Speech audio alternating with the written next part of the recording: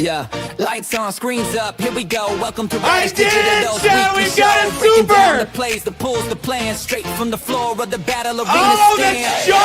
Oh my god! Oh my god, let's go! Oh my goodness, where's Dell? Oh my goodness. Where's Dell? Oh, one. Oh, come on, Daddy! It's all official. Debates, rankings, what's coming next? If it's BoBA talk, The kid! Linoleum! It's gonna be Oh my goodness, Caliber! 165. Slappy and Oh my goodness. Oh my goodness. So sick!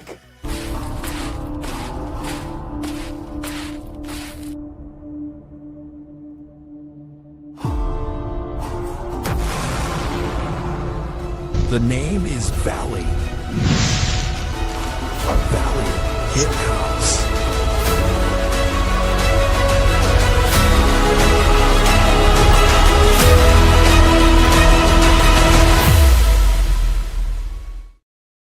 Now that's an intro. Movie magic. Good morning, Slappy. Good morning, and good morning to Joseph for being first. What's up, Joe? Hey, so I hope you like that. Is that, of course, appreciate Soothing from Valley Hit House, who gave us footage from all the great hits that they hit. And of course, that one that was not him hitting it for Valley Hit House. Do you like how I took your video and I focused in on you in the back room with your head in your hands? I was like, I wasn't even focused on the card. I was like, let's get the shot of Mitch crying inside. Man, you know, it's so awesome that we hit another super, but man, it's tough not being the one to pull it, man. I'm not gonna lie to you. I know. I love Joseph's comments. Adam highlights. Oh, that's awesome. Basically. But I will say, I think I've ripped 5,000 plus packs going all the way back to Alpha Update. No super to my name. Which it's pretty tough, pretty tough pill to swallow. But it's coming. A lot of people believe it's coming in the next week. I'm doing a case of hobby, case of double megas today. It could be today, so you never know.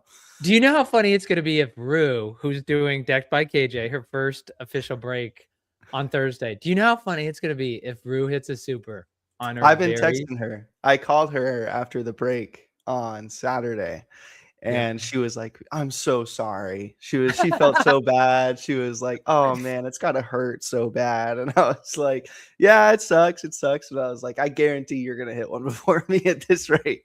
So, and there's also a little bet going around that if I don't pull one before Tecmo, I do have to shave my head. So if I don't hit a super before Tecmo Bowl, I will be shaving my head. My fiance is not happy about it. I, to be honest, you're so outlandish that I need something better than that. So actually, what I would love is I would require you to get a hairless cat.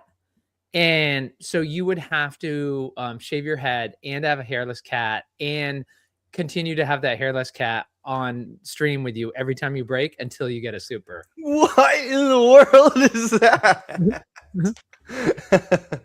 Man, there's been some talks. I mean, there's been bets roaming around. There's another bet that that Devin laid out to me, and it was if I do a 500 pack break and I don't pull a super, I have to get a bazooka tattoo. But if I do pull a super, he has to get a Valley tattoo, and that's I don't know. That's quite the bet. Do you have any tattoos presently? I do. I've got a half sleeve here and one on my thigh. Oh, okay. And now Bazooka, who is like the most wholesome person like known to man, does he have? And not that tattoos aren't wholesome, but is like, does he have any tattoos? I have no idea if he does or not. To be honest with you, Slappy, he threw the idea out there, so I would assume yes, but I don't know. Yeah, that's cockiness on his part. That's cockiness on his part. So, but yeah, I mean, by the way, you mentioned you've ripped like 5,000 packs. I wish you hadn't done that because I was going to say What is it? 5 million? I was gonna say this is the man who's ripped 5,236,000, but you spoiled it by saying it's around 5,000. It's probably more by than the- 5,000, to be honest with you. I mean, if you think about a case of hobby, it's 120 packs. Case of Del Megas is 112. Jumbo's 300. So I mean, it might be more. It could definitely be more than 5,000 Yeah. packs. So By the way, Whiplash saying he will pull one, possibly at Dick's. Maybe you'll pull one at Dick's. And then Moro asking, wait, did she hit a super? Not yet. No, Not yet. no. She hasn't. And then no, but I will Mayor tell Ju- you. Oh, go ahead. Yes. No, go I was ahead. gonna say my fiance knows how to pick boxes, man. Whenever we do a personal rip, it's always a FaceTime call to Kaylee, and she picks the box, and she is 2 for 2 on secret one of ones. That's awesome. Yeah. Yeah. You're marrying the right woman. You're marrying Yes. the right woman. Yes. I just a shout out to Mayor Joe, two of my favorite people. Right back at you, Joe. Of course, been involved with BoBA since before there was a printed card.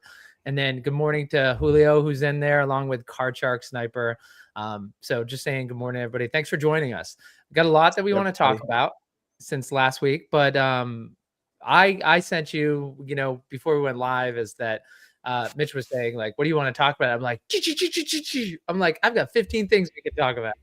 Oh yeah, there's a lot. But so for you, Soothing, is there anything that you want to get to right away? Of course, like there's one big announcement, a joyous occasion. Well, not for New England Patriot fans, but there's for BoBA fans.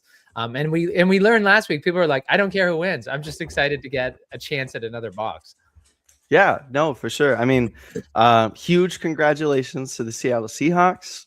That was quite the game, to say the least. I believe that the MVP should have gone to Jason Myers.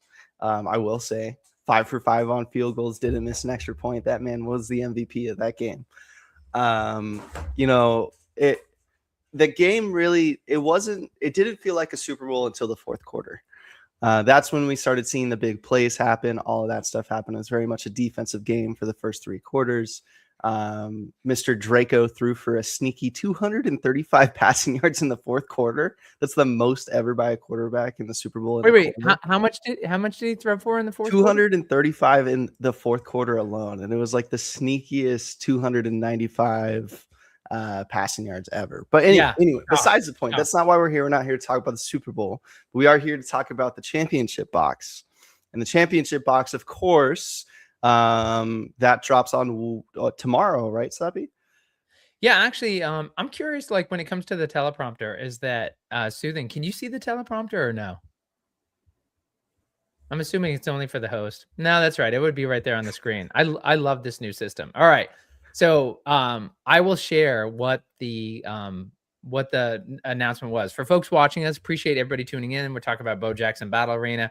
For those of you old enough to remember, this is TWIB, This Week in Baseball, This Week in Bo, and we're talking about the announcements that come out. For a lot of folks, I mean, Soothing, so many new people who probably don't even know that in addition to the big sets, they do a micro set every time there is a major sport championship. We're spitting on our hockey brethren. There's no love there for the Stanley Cup winners. But for NFL, NBA, and Major League Baseball, is that the person crowned, they get a special edition set. And it's a very micro set. So, of course, because Seattle won, they'll be getting their own set. And here is what the announcement was.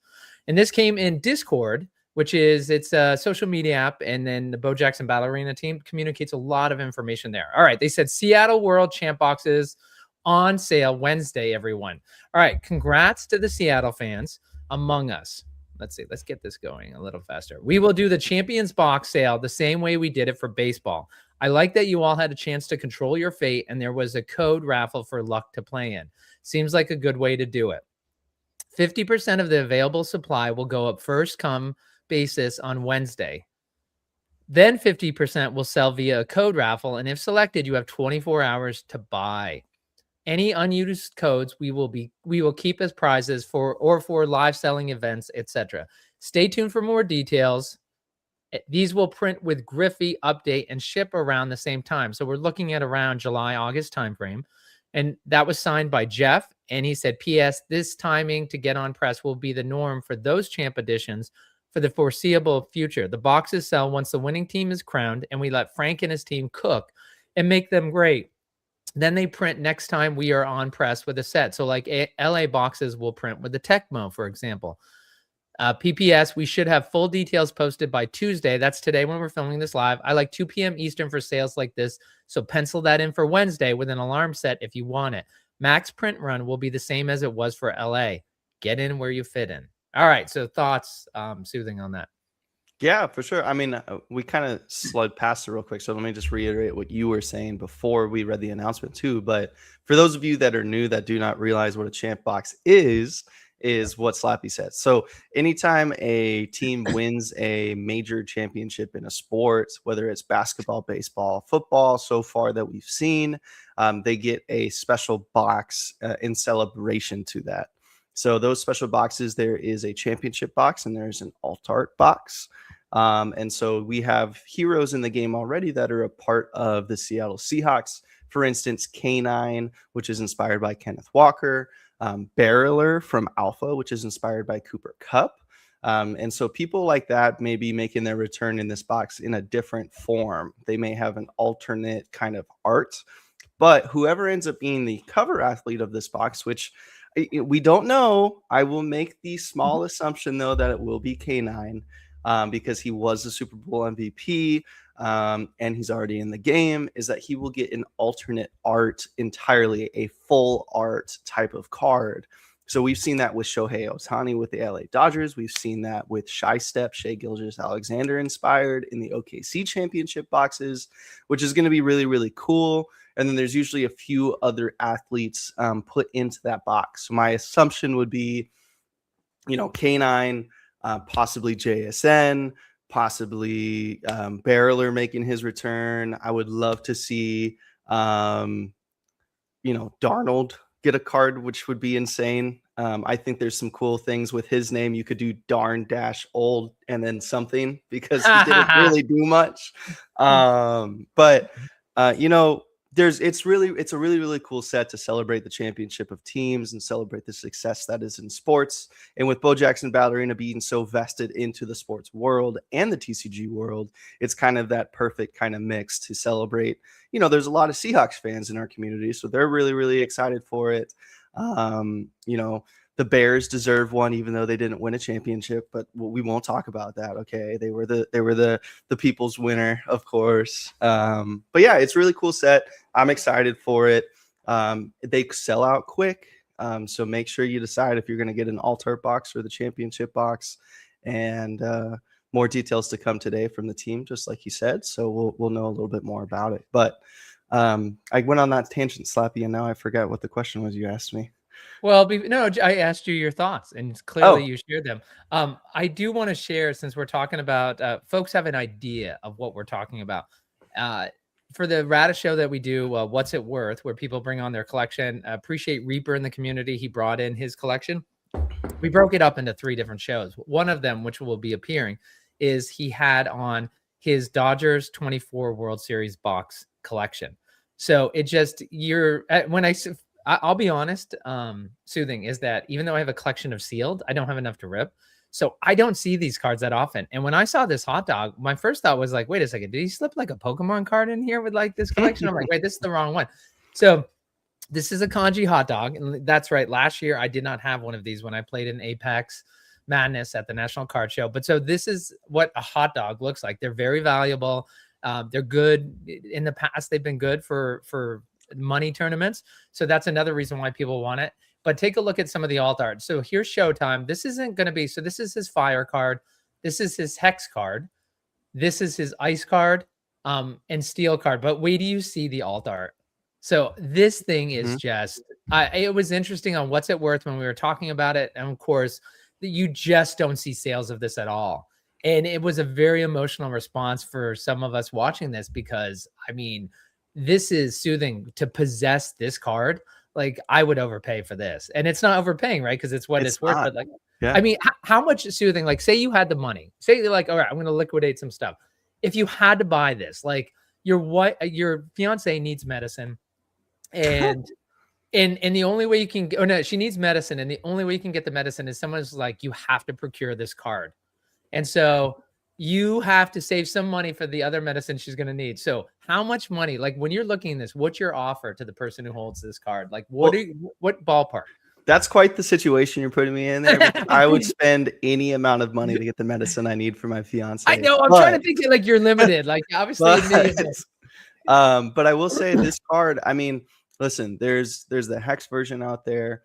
There's the glow, steel, fire, ice. The glow is amazing. I think I would be around $2,500 to procure one of these glows. The hexes, though, I mean, the hex kanji shoheis could very well be 5-figure cards. Super rare, super amazing, super cool. There's a tag 10 floating around out there, and I believe the offer, he wanted 40K for it or something. So I mean, it's there's a lot of value to these alt arts. Shy Step just came out with the alt arts too, though some of those cards are amazing. The alt arts are really, really cool, very collectible, very rare, very low print run. So this one being, one of the coolest and first artworks, I definitely see a lot of value to it. And just like you had talked about with the hot dogs too, those kanji dogs, man, that fire kanji dog you just showed is like, I've tried to buy a few of those, and people aren't letting them go, man. I mean, I've offered $500 and they're like, man, we're off. And I'm like, huh? They're like, yeah, I want 800. And I'm like, dang, dude, like, I just need one of these cards. So whatever it may be, man, people hold on to these alt arts, and just like the OKC boxes with the hex and the cow flying around in the tornado, like, people aren't moving those, man. They are not moving them. So it's crazy. Yeah. And I'm bringing up, there's a PSA 10 that's in the collection. Again, it's going to be a special What's It Worth, which just dealing with the LA Dodger boxes. You can take a look at that. All right. I thought that was the end of all the LA Dodgers. You saw Julio putting up 2K, and it's interesting where you come on that. I think these cards are a classic case of, there's not enough. We talk about Bojack's and Battle Arena. There aren't enough people who understand the market because they're not well known enough yet, right? We're growing, but still small, very, very small. So you take these world champion boxes, and I'm sure there are people, watching today who've never seen the artwork on these cards. So if somehow these artwork, and again, if you're only talking, you have to go back, I should have that number handy. I think it's like 6,800 or 1,200, because remember I feel like it's like 1,250, like 600 were available for the alt and the regular on the first come, first serve. And then they did like another 600 for the raffle. It was right around there. Like, so just so folks get an idea on what the print run on these, I think Soothing's going to look for right now, but we're talking right around 1,000 boxes total for both the alt art and the regular. The alt art is generally considered the more desirable because you take your kind of favorite artwork and just really make it crazy. And so that's where you'll see a lot of demand for the cards that are there. I remember when these boxes first came out and they were delivered, and you could get a hot dog for $40 or $50. And I remember some people questioning whether they were worth that much, which is insane. And like, you're taking a chance and you never know. By the way, Schmitty saying he thought it was 750. So I think which is going to go take a look at there. By the way, Whiplash saying the hot dogs are amazing in these sets. And that's what's great, right? When you look at the hot dogs in the regular Bo Jackson Battle Arena, it's hard because they do so much with the artwork. You don't want to get greedy. But I do look at the artwork on the hot dogs, and I'm like, we could do something there. Let's make the hot dog not just a throwaway card. And like, they clearly don't in the champion boxes. All right, so I found it, Slappy. So like LA and Philly, these are small batch limited edition, less than 999 total boxes, 250 max print run on the alt arts. Okay, so 1,250 then, 1,000 for the regular and 250 for the alt art.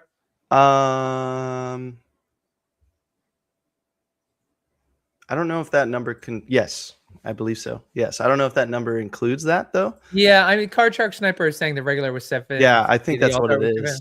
Okay. So less than 999 total boxes, and then 250 those are alt arts. So the rest would be out of 750. So before people go ahead and say it on Wednesday, and like if we go back up to the comment that was made, where we say Joseph, who was first to be disappointed. I love getting disappointed. Perfect, another pre-sale.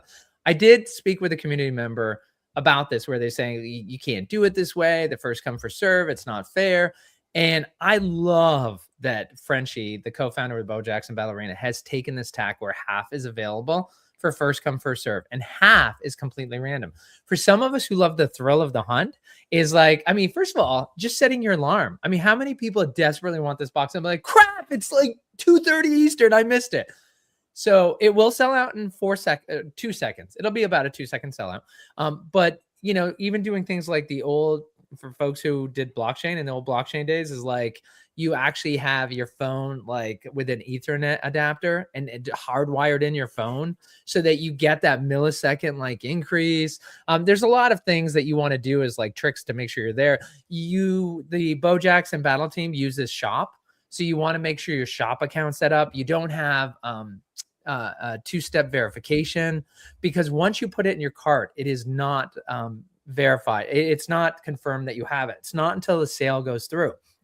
So you need everything: your shipping address, your payment information, the two-step verification off. Everything has to be set for it to go right. And even then, we learned last time, they sent out the notification to over 100,000 people on their email distribution list. So you're talking over 100,000 people going for 1,000 boxes. Yeah, it's crazy, man. I mean, just like the last release of the LA boxes after they won the World Series, I tried to get one, just one. I picked one, and I consider myself fairly tech savvy, Slappy.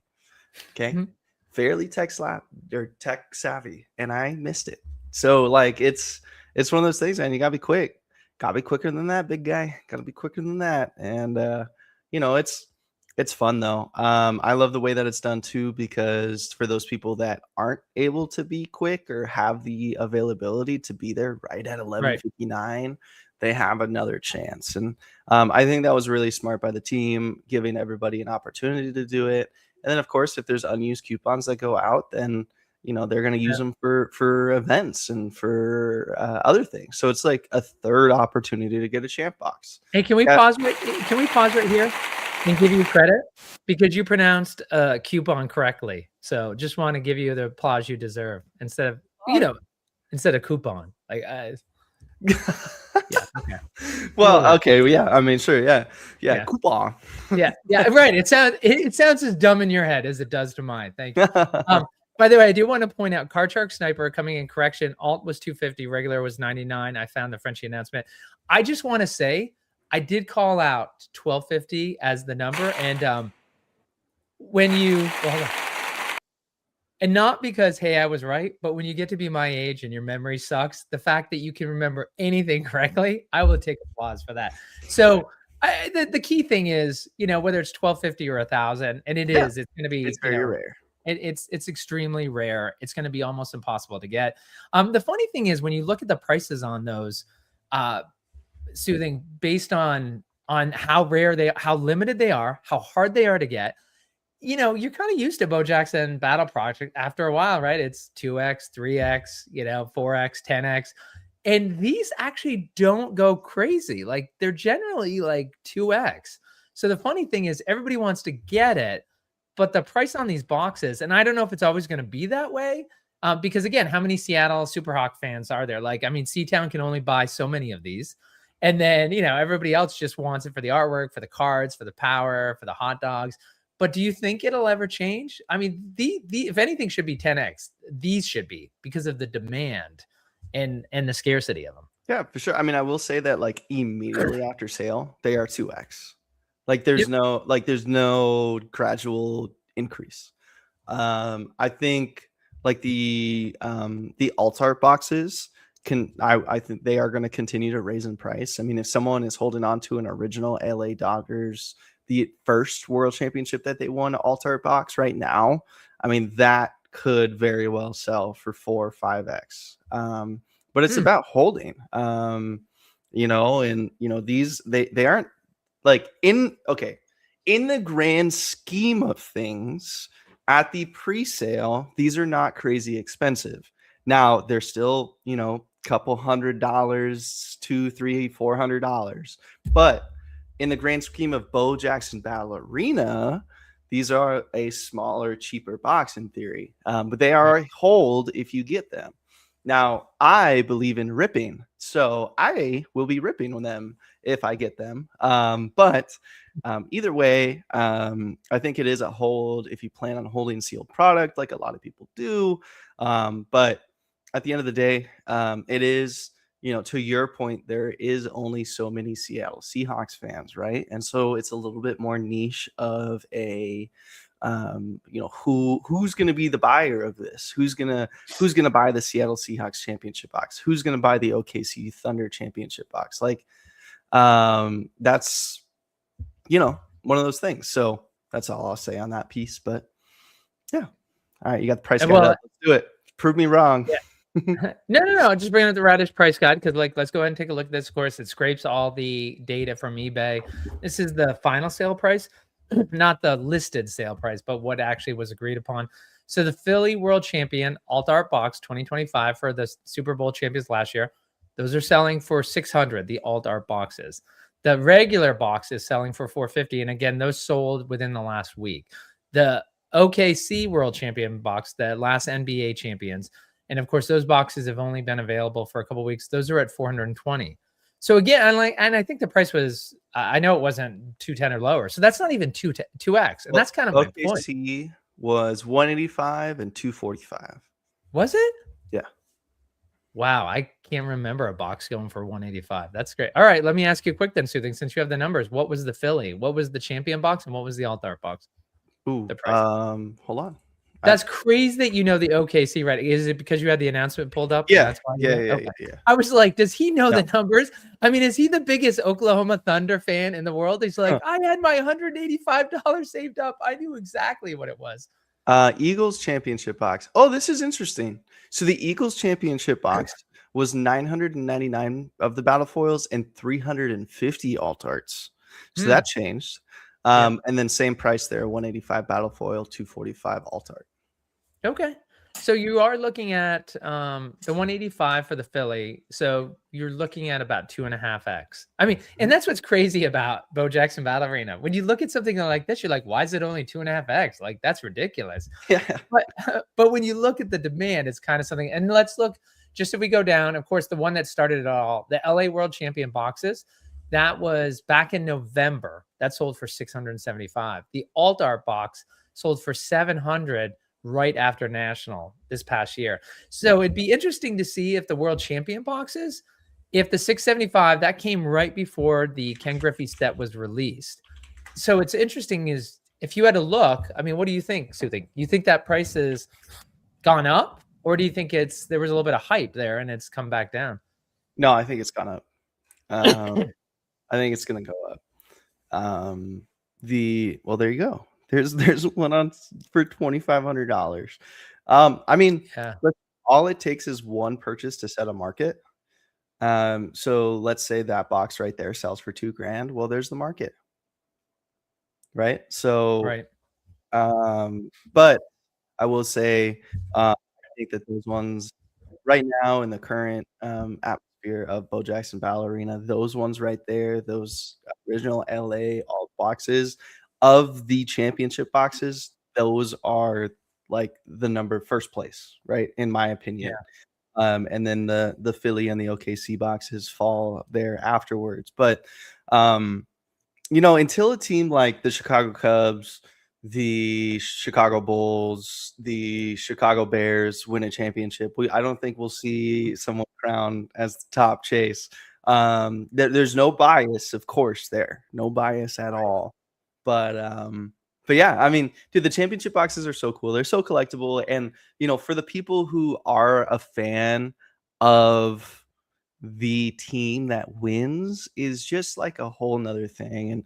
And the reason I say the LA boxes are going to be the most valuable is because I think Shohei Ohtani inspired Showtime goes beyond just baseball, goes beyond just the Dodgers. It's impossible, in my opinion, it's hard to not like the guy. Very hard to not like the guy. A lot of people didn't like Tom Brady because he was really, really good and he was kind of cocky about it. And all that kinds of stuff, like all the different allegations going behind there. But like a lot of people liked Michael Jordan. He was, international. but Shohei is also international. He's always happy. He's always happy to be there. He's very grateful to be there, and he has an insane work ethic, and he's an amazing player. So I think even if you're not a Dodgers fan, you are a Shohei fan, and that's I'll plead my case.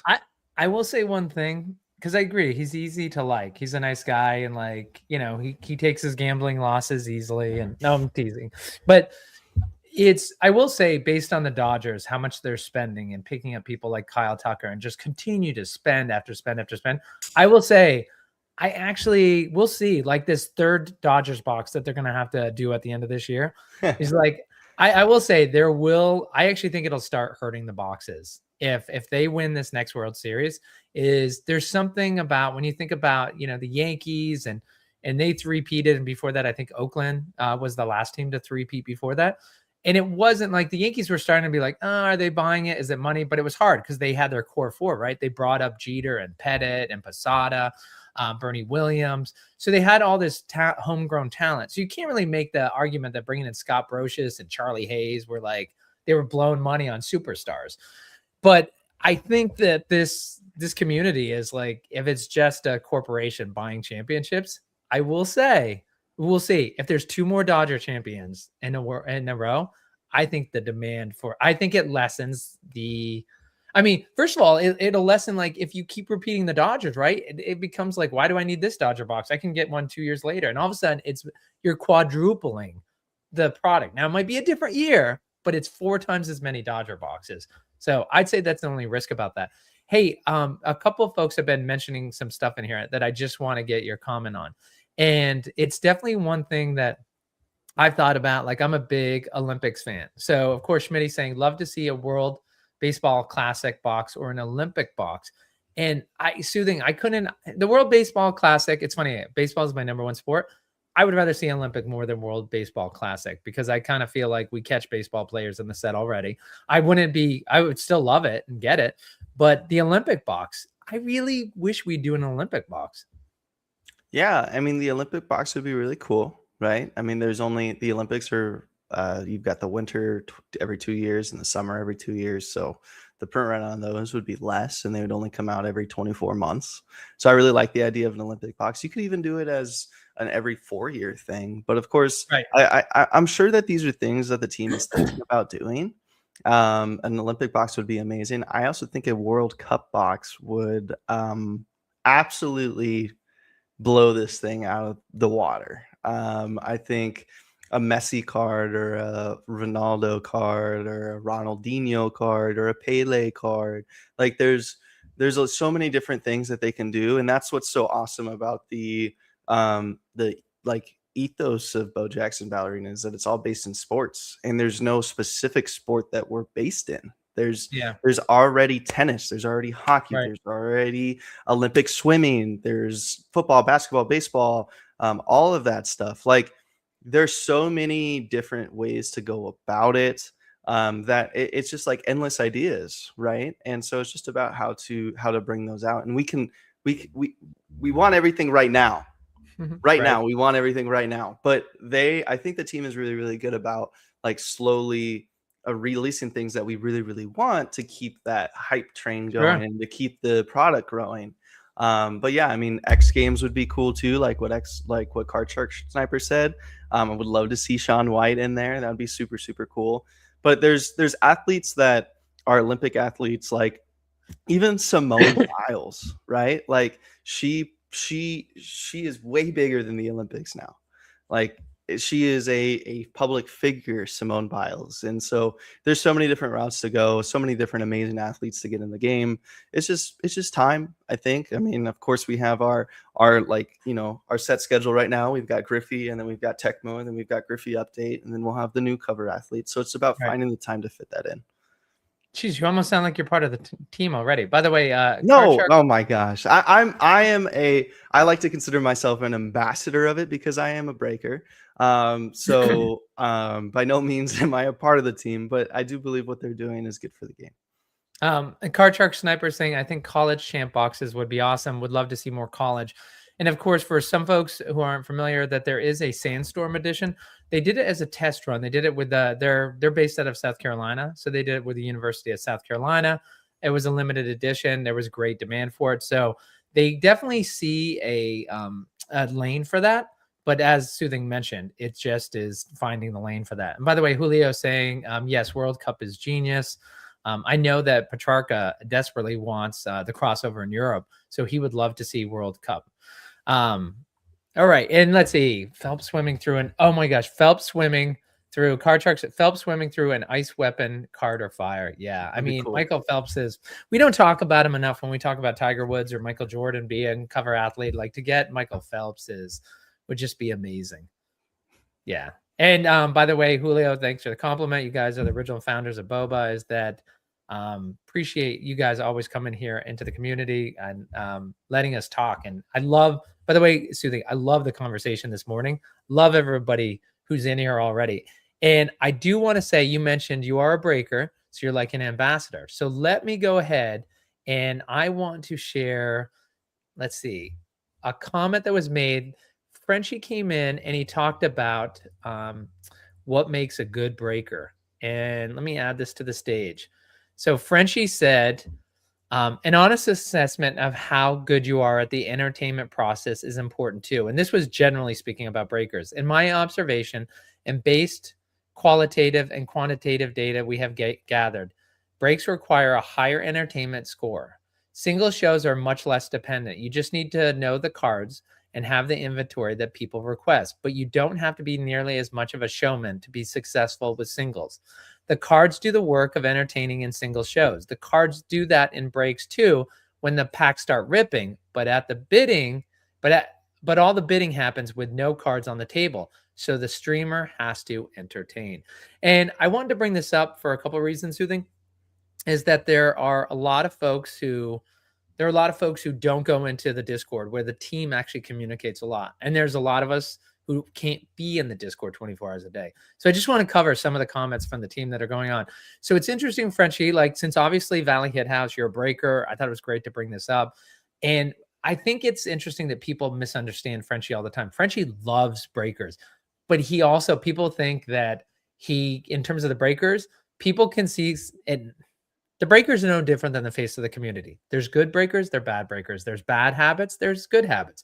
Frenchie loves exactly what he just wrote, a breaker who brings entertainment value so that you, the watcher, the person who buys in a break spot, is willing to pay to say, I enjoy this. Like, people love watching you, Mitch, when you go ahead and do your break. Now they're just rooting for you to rip a super 1 of 1. But it's interesting is like, no, there's not some secret, like people will talk about like some secret plan where, Frenchie's like, it's all about the breakers. It's funny, if you know his thinking, he absolutely loves breakers, but he 100% believes they have to survive on their own. He absolutely does not want to create some subsidized like breaker like ecosystem. But it's really fascinating. I thought it was worth bringing up because we see every day more people breaking. When BoBA first started, I'll never forget somebody going like, I went on Whatnot, there were 3 people breaking BoBA at the same time. It was crazy. It wasn't just Hobby Club. And it's funny now because you go on and like, how many people do you think are breaking on Whatnot BoBA? Do you think it's 20? Do you think it's 50? Do you think it's 100? What is it? Something like, I don't have a handle.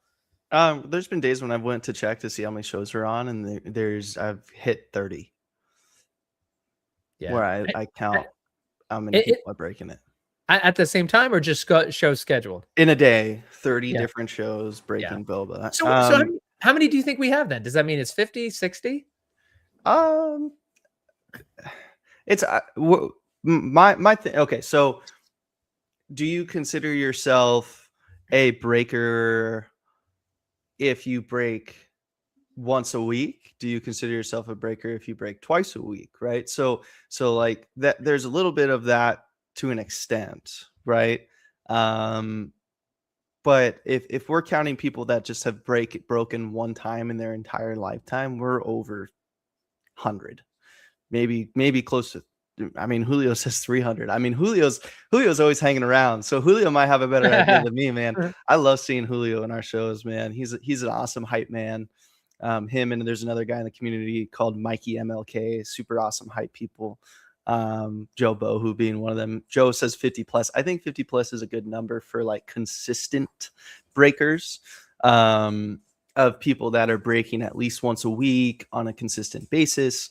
That's a good number in my opinion. So it's crazy to think that we went from Hobby Club and maybe one or two others now to 50 plus. I mean, you can see just in that regard how much the community is growing. And I love that breakers are starting. I actually, when people want to start breaking and a lot of people reach out to me, I give them as many tips as I can, because at the end of the day, like people that are breaking the product are creating their own community.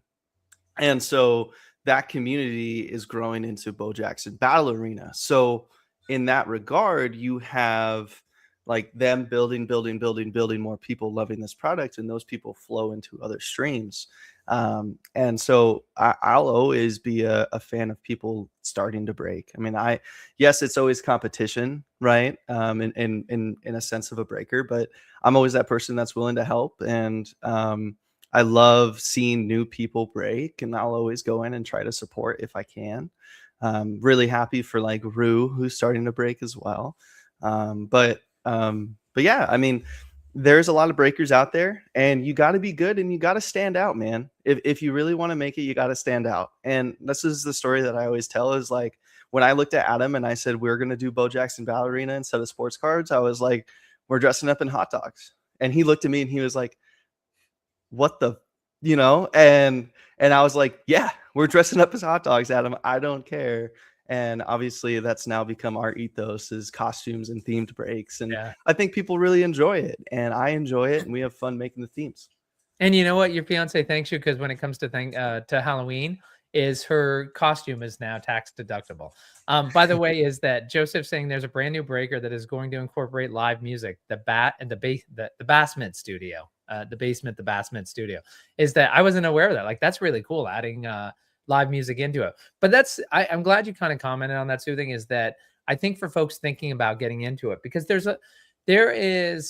I think people see a lot of successful breakers and they think they want to get into it. And so just know, like, I think it's important to know Frenchie, who is the operating partner of Bo Jackson Battle Arena, what he looks for in breakers. And that's he wants entertainment. Show him that, you're entertaining the people. He doesn't, like, his product can sell itself. And let's be honest, like, I know that sometimes people can get down on breakers, but the one thing to keep in mind, there's a lot of people in product deserts and they can't get product at all.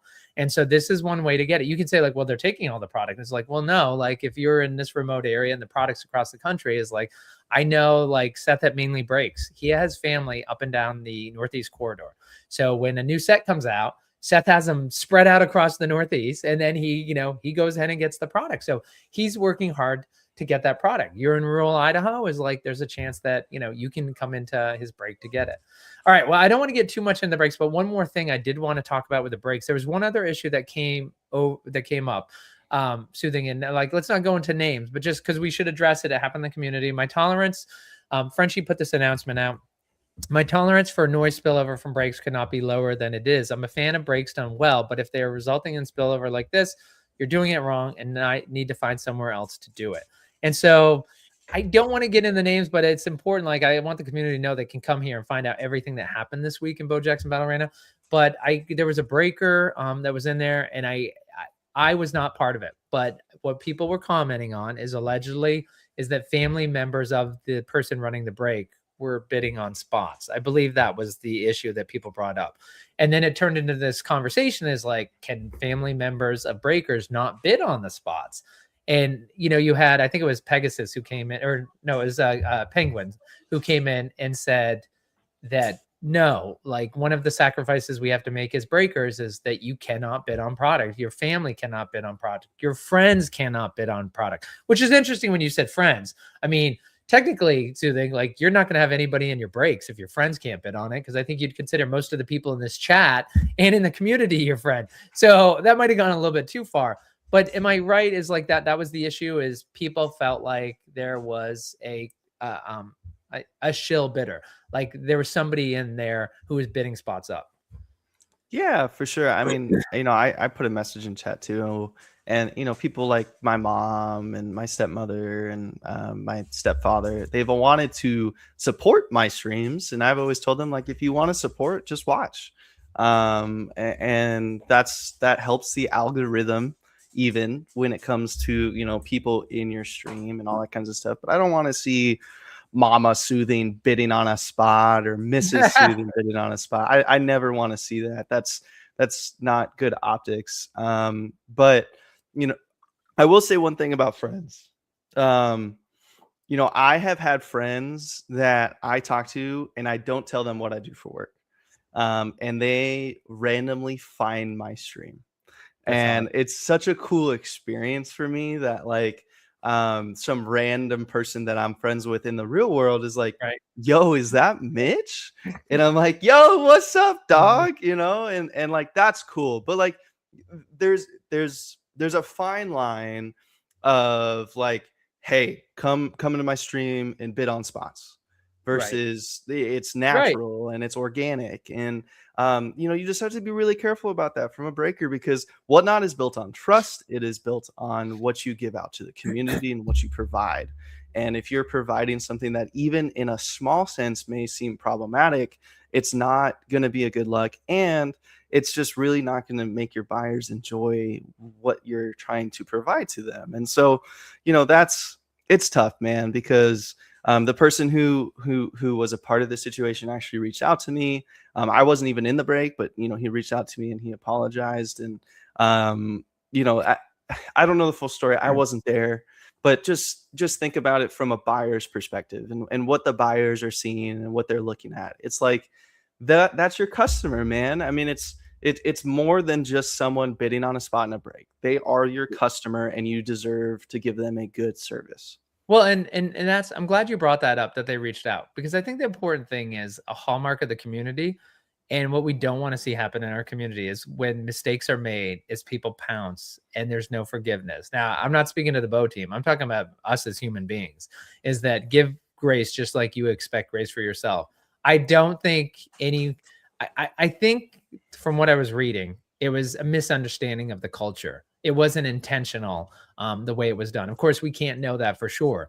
But that's one of the reasons why I just want to talk about this, because for folks thinking about getting into breaking, is like, we've gotten to the point where it's the culture of bow battle breaking is established enough that there's norms. And so what happens is, could this have happened a year ago and it wouldn't have been as big a deal? Probably. Because it's like, oh, no, you can't do. Okay, yep, yeah, it won't happen again. Whether it was intentional or unintentional, right? They'd be told not to, and to go on. So just for the people who are thinking, because I know every day more people are, and I'm looking at you, Henhouse, are like adding to the breaking. I see you, Space City, and like they're adding to the breaking. Now these guys have been breaking; they've done it several times, but it's just there's norms that you have to follow, and it's just to stay, just so you. To your point, take care of the community, take care of yourself. We don't want to see this. There's a lot of good community members. You don't want the misunderstanding. All right. One misunderstanding that did come up is that here is this Blast Bo Jackson Battle Arena box that was autographed on the box by Bo Jackson. Now, Soothing, did you happen to catch the community member who put this up? This was Moop Dad, I believe, who put it up for auction. He started as a Dutch auction for $40,000. He didn't say it was worth $40,000. He said, I have no idea what it is, but he did what you're supposed to do in a Dutch auction. Start above the wildest dream, and then you lower it. And I think he was going to lower it $1,000 a day or $1,000 a week or whatever it was. $1,000 a day. Yep. $1,000 a day. And I didn't see where he said he was going to be posting it. Is he posting it in the trade channel in the Bo Jackson Battle Arena Discord, or is he doing it through his marketplace? No, I believe he's doing it in multiple places. Okay. So, but most of it I've seen has been in, it should be at 32K today. Yep, exactly. So Okay. go ahead. No, sorry. Go ahead, Mitch. I was going to say, trade channel mainly is where he's been posting it. But I mean, it's quite the collectible item. I mean, it's the only one within community reach, right? And that's the reason why we want to bring up this comment by team member Doug, because his original post was edited, and no shade on Moop Dad, because of course there's a lot of product we have. The team doesn't comment on scarcity, so it's hard. Sometimes like you piece it together and you might piece it wrong. Moop Dad thinking he had the only one, And then Doug from the team mentioning there more than 4 are autographed, by the way. Each senior team member got one. This is the only one released to the public. So let's be clear, is that if you're a senior member of the Bo Jackson Battle Arena team, that ain't never getting in the public. So for all intents and purposes, you might as well consider it a 1 of 1. These are boxes that are going to stay with Bo Jackson, with Frenchie, with the few others, and they're never going to leave their site, right? Soothing? Yeah, no, for sure. I don't think they will ever leave their site. So I know that the team is involved in like trading within the community, and they have cards themselves and will sometimes trade cards to community members that are chasing them and vice versa. But a box like this, that never leaves the hand of someone, and great for Moop to win it and to be putting it back out into the community. That's awesome. But I think whoever ends up buying this, you'll never see it again. So Yeah. It's one of those things, man. I mean, let's talk about Blast for a second, because you had Blast boxes, and then you had the ones for people who played at the National, and those were encased in that thing, and those had stickers on them for the encasement, and we saw that sell for $9,000-$10,000 on eBay. And now this one is signed under this cellophane by Bo Jackson. Yeah. Like, that's pretty insane. That's pretty sick. So, I mean, we'll see what it ends up selling for. I don't know. I don't know what it's going to sell for. I can't even make a guess. I won't make a guess. Yeah, that's interesting. Ooh, I'm going to guess between 12 and 17,000. I can't get any more narrow than that. By the way, Whiplash saying 750 only. Yes, Whiplash, 750 only. That's what was created. But Soothing, you mentioned something. It's not as good of a segue now because we went a little bit past it, but when you were talking about the team members and chat, talking about trading, and of course, Doug trying to desperately to complete a collection every day. He's telling us that he needs those cards. And of course, Eric trying to complete a dartboard. But I did want to bring up this comment from Eric where he said, this is why eBay gets the fees they do. Trading over the counter is always a risk. So I'd say make people list cards on eBay and then go buy them. I understand everyone wants to avoid fees, but by the time you get scammed, the fee was probably worth it. So instead of asking us to build some verified bot, one-up voucher system where we take the liability, just use eBay. So of course there is a feeling in the community. It's a hallmark of Jeff French's communities. And for those of us who've been around, like I've been following his projects since 2021, is trust I was saying to Jeff recently, I was like, does it ever bug you that one of your greatest features is also a disadvantage, that you just naturally build communities where people trust each other? The downside is you don't get that data that's needed for outside validation. And what I mean by that is all the supers, all the hex, all the glows, all those rare cards are not trading on eBay. So what you're seeing are $10 cards going on eBay. You're not seeing the $2,000 cards. And that's what, one of the things Radish Price Guide is going to do is that Rob is working on a manual submission. The way it's going to work is you're going to be able to, when you complete a sale, you're going to submit the manual submission. We're going to have community members, have 10 volunteers, have an admin panel.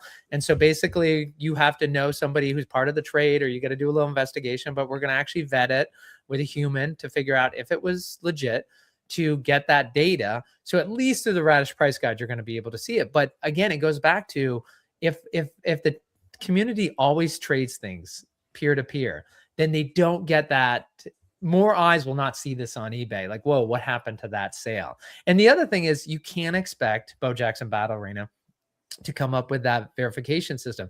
I know Hawkwood and I have talked about it in Radish. He's always more risk averse. We have a trade verification system for people who are in the Radish Discord. We have a system where you get a V next to your name if you're verified. And so that's known that you don't need to ask for vouchers. If somebody has that symbol in the Radish Discord, it means they've already done it. We've gone ahead and vetted them, and you can just trade with that person, send first. But again, it's a continuing issue right there. Soothing, what percentage of your buys are eBay and what percentage are peer-to-peer in the community? Well, a lot of my buys on eBay, those are sealed products, but a lot of my internal buys are through the community for cards. Yeah, that's 100%. That's where the kind of switch goes. Yeah, so you're doing both. So it's doing both, but I don't. I bought a few singles on eBay, but a lot of the singles that I buy are via the Discord. I've been lucky enough. I haven't had any situation where I got scammed or whatever it may be, but you just got to make sure you're doing your due diligence if you are going that route, because with Eric's comment, like, you're liable like just as much, even if if you got scammed, you're liable for unfortunately you are liable for getting scammed. There's no one else that you can put the blame on. And that's, I mean, of course you can put the blame on the scammer, but like where does that get, you know what I mean? So Right. it's just, you're taking a risk. eBay, if you buy something on there and it doesn't show up, you can get a refund. Right. But you just got to make sure you're doing your due diligence. Find the people that you trust, find the people that you know, ask for vets, all that kinds of stuff. People do that already. It's important. You know, it's interesting that you were talking about as a buyer, right? You have that insurance from eBay, they'll back you up. They're notorious for being in the buyer's corner. So ironically, if you're a seller, you're probably less inclined to use eBay. It's not just because of the fees, but it's like we've heard reports from people in the community, right? You send the card and people claim this or that, and then they end up getting hosed. They're out the card and they don't have the money. It's not widespread. It has happened. But so it's funny when you mention that, like, I think that's more buyer bias. One other thing that I wanted to bring up here, I know we're getting close to the end of our hour, but let's see. Let's go ahead. And Porter had a question where he said, so what I'm reading from your post is alpha cards, heroes and plays. 2-year timer started with Griffey release November 2025. So alpha cards are valid and all tourney playable unless otherwise stated in rules until November 2027. Is that correct? Then some gameplay of only alpha trilogy may pop up, but we would be stated in rules as well. And Frenchie responded, I've said that the current rotation is 2 years. That's all that's official to this point. So what do you think of that? What do you make of that, Soothing? Well, I think it's a very intentional response by Frenchie. That's all that is official at this point, which means more likely than not, something's coming out about it. And you know, sometimes he likes to talk that way for us to kind of, you know, guess, right? Yep, there it is. There it is. I didn't want to be the one, but Bazooka Vault, I believe, will be releasing a video inside the vault. Mr. Devin over there at Bazooka Vault, I believe he'll be releasing a video at some point tomorrow, kind of talking about what the future is of cards and where they're going to play into the gameplay. So I'm glad he's here, whether that's Devin or Derek, because I didn't want to be the one to say it. But yes, that announcement will be coming hopefully tomorrow. So I'm excited for that, to see where cards, you know, that's one of the big things, like us as collectors and players alike. Alpha has had this added value to it because of Alpha Trilogy. Yep. Our cards are always going to be viable, right? But what about Griffey? What happens in 2 years? What about Tecmo? What about this? What about that? So, you know, it's it's one of those things. You know, you just gotta. I'm excited for the announcement. Yeah, I think it's going to clear a lot of things up that the community have been asking questions on. I think it's going to give us a good idea of where everything is going to go as far as the future of gameplay, the future of collectability. And it's just going to prove to the rest of the community that, you know, the BoBA team wants to always find ways to give value to the people's cards. And it's true. They do. They find a way. Just like Blast, the Blast tournament. I mean, super cool, right? It's literally just Blast. So anyways, go ahead, Slappy. I just want to say that we went ahead and I put in comments the link to Bazooka's Inside the Vault YouTube channel, and also it's putting here across the bottom. Of course, it's easier just to click in comments, but they got Devin and the Bazooka team have a lot of they have all the most important announcements that come out of Bo Jackson Battle Arena. So make sure you're subscribed over there. Yeah, I'm excited for the alpha. Is that you hit the nail on the head for folks who are newer to Bo Jackson Battle Arena. I see a lot of folks in here who are kind of the folks who've been around for a while. So you know this about Jeff French. Jeff French is a collector. And I know it's hard because everybody wants product. He will never overproduce this. You will never see that product sitting on the shelf. He doesn't want to produce product that sits on shelf. He wants the collector to retain value. And it's part of his ethos. So I'm curious to see how this is all going to pan out. Like, because I'm thinking about the Blast boxes. There's 750. And here's what I think is that you know, every year that they do another tournament, like there's 99 N24 cards, the Bo autograph cards. There's 99 N25 cards. So if we do 99 every year, and whether you use your card for Apex Madness or Apex Playmaker, you get one, is that in theory, right? Not everybody can make it. So you have at least 7 years that you can take the 750 print run and feed those people with the Bo cards. But the reality is, how many people are going to show up? It never will be more than 2/3. It probably won't be more than half. So you probably have 15 years before you run out of print allocation. So the clarity I want to see, like with the N25, N26, N27, I'm so excited for this announcement, Soothing. Me too. I think it's gonna be great. Devin usually makes some great videos. He looks great on camera. You know, his porcelain skin. So you know, it's great to see him talk about it. No, I'm just kidding. I hope he's still in here. But yeah, I'm excited for the announcement. It's gonna mean a lot to get that clarity, and I think people are looking forward to it. So all right, and then we've got just a couple, I think 2 more things. One was Frenchie came out with a comment is like Geek Toy Hut was talking about paw print signatures needed for future Billy alt arts. And Frenchie said, funny enough, I already tried this and it didn't go well. You got to admit something, like I'm sure we've all thought this, like to have the paw print on the card. Like, I mean, how are you going to, like, it's not going to be neat. It's not, I mean, you know, it can't be perfect. So would you rather have a sloppy paw print or would you rather have no paw print on it? You personally? So, man, getting back to the puppy bowl talk. yeah. You know, it depends. I mean, if it's really sloppy, I'd prefer it not to be on the card, right? If it was that bad, I'd prefer it not to be on the card. Interesting. Would it be really cool is if, let's say, 2 came out well, throw them in. Don't tell anyone. First far in the poll one is going to be like, what in the hell is this? And then it's going to just blow up. So, I mean, it's crazy that we are talking about an on-card paw print by the founder's dog. I love that Frenchie, like, this is his baby, right? Just like his dogs are his baby. And he put them in the game, and they are like the most one of the most collectible aspects to the game. And they may be athletic, but they're not an athlete, right? Right. And so to have that in the game, and now we have the Billy alt arts, right? And like, I just love it so much, man. I have a Billy card. I'll probably never let it go. It's like one of my untouchable cards. Like, Sure. Isn't that crazy? Like, I have a 101 of caliber, and I'll never let that go. But like, right. I have a steel base battle foil of Billy from Alpha, and I'll never let that go. Like, it's so cool to see it. You know, I love that he added that aspect to it. But yeah, I mean, to your point is early on is that we had a chance at Jorzane and Rhodey, Tech Super, and Yo-Yo and I to get a blue battle foil Billy, and I think he's around 160 or 170. I think it was around $300, but it's just like in the very beginning, you knew, you're just like, this was when the set first came out, and like we jumped on it, like just to have that piece.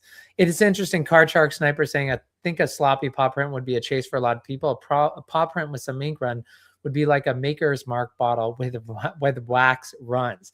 You know what's interesting, Soothing, is that if Jeff were to bring, you know, it'd be interesting, talk about signings.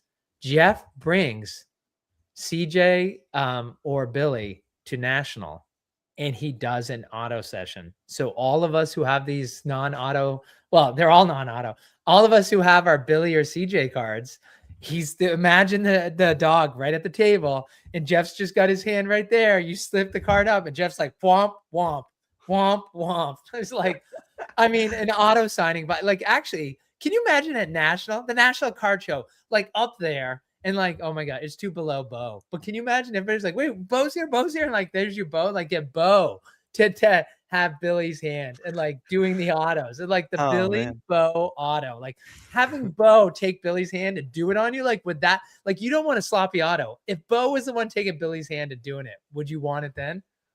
Shoot, man, give me a dual auto at that point. Oh my gosh, that is amazing. Oh my god.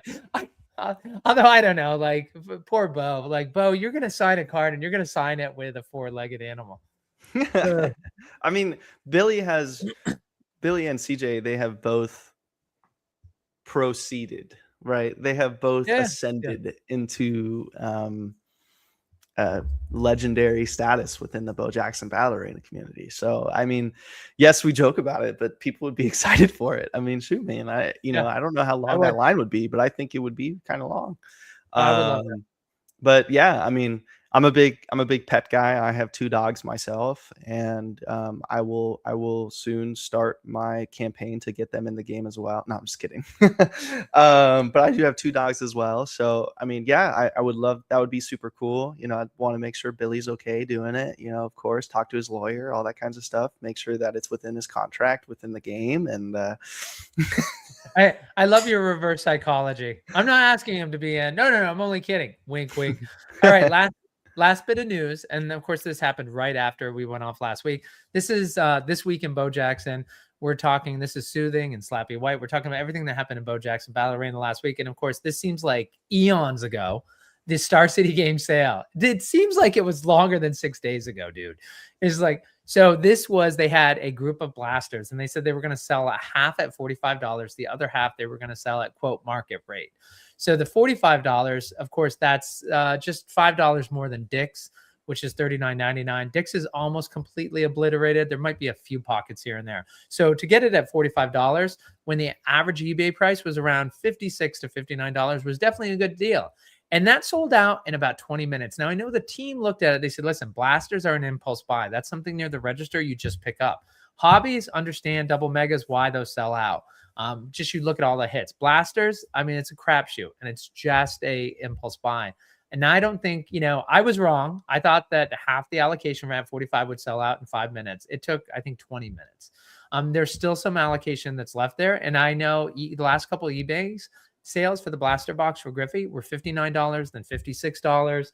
And I don't see that eBay price moving until Star City Games sells out. Although I'm not sure how many people find the product on eBay are familiar with Star City Games. I don't know how good their SEO is.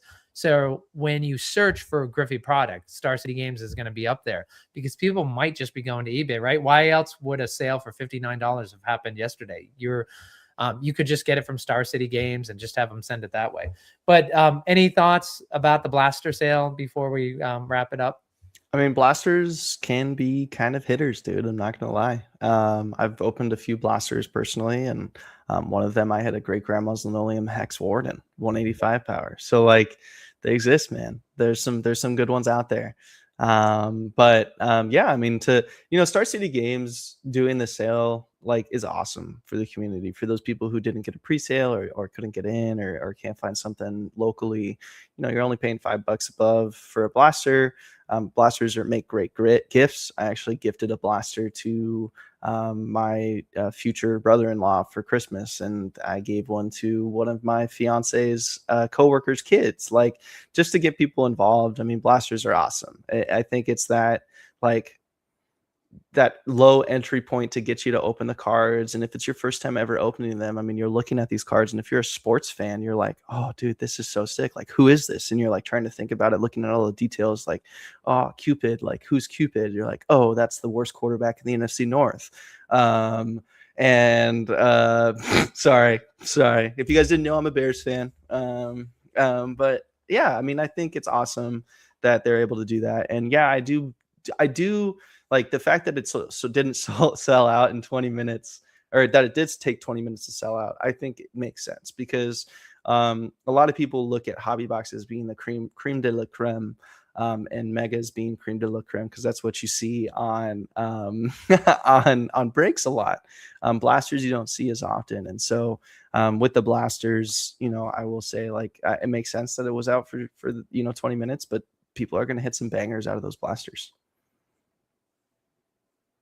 You're muted, Slappy. Yeah, I want to bring it up because I know you're a big fan of the blasters. Just the other day, there's somebody in a Facebook group. I think it was a one-on-one. Anyway, you're seeing that in the Facebook groups, especially people just talking about the massive hits they're getting in the blasters. And I think people are, not only does Big Cardboard not offer big hits when you get like an actual like hobby box, but I mean to get it in a blaster so often, it's insane. Like that doesn't happen.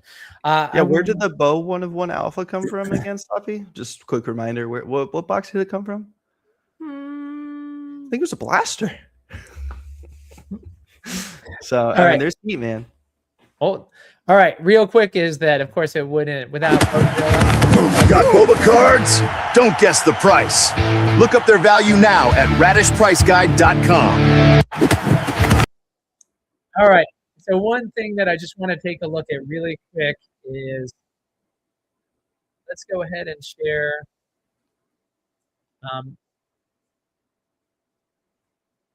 The price guide and taking a look at what happened. You can see there's that Griffey blaster box Soothing, $51. So I'm not sure if that's somebody who bought one from Star City for $46 and they went ahead and they said, hey, I'm going to just dump it for $51. That's insane that someone sold a Griffey blaster box for $51. The Griffey double mega, right now it's going between $135 and $150. It's trying to flush out everybody who's selling in the $140 range. We'll see what happens before Tecmo. And then the Alpha Update blaster box, you can see at $110. Big League Chew box, this one caught me by surprise, $580. Is that the 90-day average is $471. That was a big step up. I'm not sure if it's somebody looking for a bow card, and that possibly is why they're going after that. And then back there you can see the hobby box. We haven't had a Griffey hobby box sale for several days. That's crazy, Soothing, that it's been days since we've seen a hobby box sell. So you see the sellers, they're holding on to that $700 figure that they're not going to sell the hobby box for. And then you have the buyers who are saying, I'm not ready to pay $700 yet. Yeah, no, I mean, we're at that point. You know, I think we've talked about that before, is like the moment that a box sells for 700, that sets the new market, right? Looks like, I just went on eBay real quick. There's a few on bid right now. It'll be interesting to see where those end up that are on bid. One's at 670 with 10 hours left. But there's a lot of buy it nows at $700. There's a couple other ones at 470 on bid, 482 on bid. Stay away look from at those. Soothing, to your point, 670 with 40 bids. 40 bids. Yeah, I wonder who's bidding on that, guys. Let's stay away from that one. Like, stop. Yeah, like just let it go. Yeah, it's just unbelievable. All right, what do you have coming up, Soothing, for breaking? When's your next break? Now that you're every day, right? Is there a day you don't break? Yes, every day. You know, we've got a break coming up today. It's going to be a case of hobby, case of double megas. It'll probably be a dirty case of hobby. Just 6 loosey gooseys. But and this is all Griffey. This is all Griffey. Still locked up. Double locked up now. So I'll be breaking from prison tonight. Hopefully breaking out. And tomorrow we'll be doing Professor Soothing as well. I believe we're going to try out a new theme at some point next week instead of Professor Soothing. So I'm excited for that. And then, of course, we're going to be breaking through Saturday. Saturday is, of course, Valentine's Day. Gentlemen, get your ladies flowers. Ladies, buy your husband a spot in our Valentine's Day break. I can't believe how sexist you are. I can't believe how sexist you are. I thought for sure you were going to say, gentlemen, get your wives a break spot, and ladies, get your gentlemen. Like, why should she get flowers? Like, damn, you're right. I mean, you know oh my God, that was not meant to be sexist. Yeah. Oh, there's nothing worse than making an empathetic person like yourself feel uncomfortable by accusing him of something like that. You're the nicest guy in the world. I know why you would say that. I'm only teasing you. Because you know why? Because I think your fiance would prefer flowers over a break spot. And that's why you said it. Would. 100% would. There's actually flowers on my countertop right there because I was home late one day last week breaking. So I made sure to get her flowers early in the day knowing I was going to be home late. So it made the blow a little bit less, but still upset with me. So you didn't come in late and be like, oh, honey, I'm late, but I got you a break spot. And you hit this like, no, did not say that. No. But yeah, no, we'll have a Valentine's Day break. So the 14th, my fiance has made it very clear to me that I need to be home for dinner. So hard stop at 6. But yeah, I mean, spend time with your wives, your girlfriends, guys, for Valentine's Day. It's a very important day.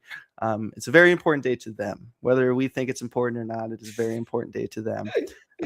I do believe that Valentine's Day is important, but not nearly as much. I'm going to be taking Kaylee actually snowboarding for the first time that weekend, and I thought that was going to be good enough. I was going to go teach her how to snowboard this weekend, but no. It also needs to be Valentine's Day. So making that happen. And but yeah, be there, guys, on Saturday. I'll be dressed up as Cupid. So it should be fun. And I'm still not sure what Alan's going to dress up as, but we're going to figure it out. We've been sending back each other Amazon screenshots of what we should be wearing. So I'm excited for it. I will have a shirt on. Okay. It's not just going to be a sash or anything like that. Okay. No TOS complaints there. Yeah. It'll be good. Plus, I'm not like ripped. Trust me. I'm like, it's not a good thing to look at here. We'll trust you. We'll trust you. Trust me. We'll trust you. But that sounds awesome. All right. Well, I can't wait to tune in. Soothing, great week. And for everybody, this was This Week in Bo Jackson Battle Arena with Soothing and Slappy Whyte. We appreciate you guys so much. Conversation was just on fire today. Thank you guys so much, and have a great week. Yeah, lights on, screens up, here we go. Welcome to Radish Digital's weekly show. Breaking down the plays, the pulls, the plans, straight from the floor of the battle arena stand.